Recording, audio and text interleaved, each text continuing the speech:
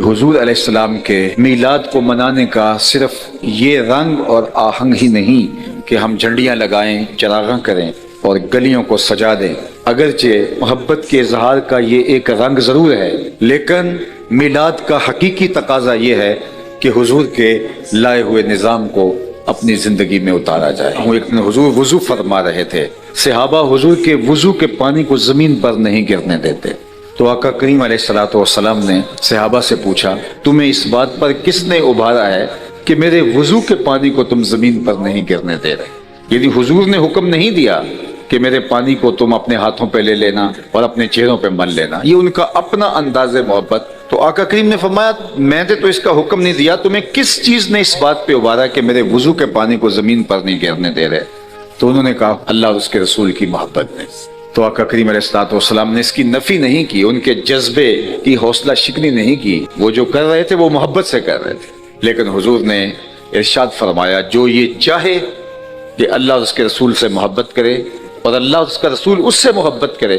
اس کو یہ 3 کام کرنے چاہیے۔ سب سے پہلے وہ جب بھی بولے سچ بولے، دوسری بات جب اس کے پاس امانت رکھی جائے خیانت نہ کرے، اور تیسری بات جو اس کی ہمسائیگی میں آ بسے وہ ہمسائیگی کا حق ادا کرتا۔ یعنی تمہارا یہ عمل بھی اپنی جگہ پہ درست، لیکن کہیں محبت کے اس مظہر کے اندر کوئی یا آنے والا کوئی دین کی ان قدروں کو بھول نہ جائے کہ ٹھیک ہے ہم نے ادب کا یہ انداز اختیار کر لیا تو باقی دین معاف ہو گیا، ایسا نہیں ہے۔ تو فرمایا کہ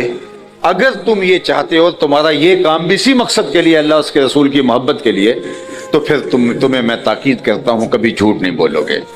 کبھی ہمسایوں کے حقوق پامال نہیں کرو گے، اور کبھی امانت میں خیانت نہیں کرو گے۔ تو اگر ہم آقا کریم سے محبت کرتے ہیں تو محبت کا تقاضا یہ ہے، صادق اور امین نبی کی امت سچ اور امانت کو اپنے ہاتھ سے نہ جانے دے۔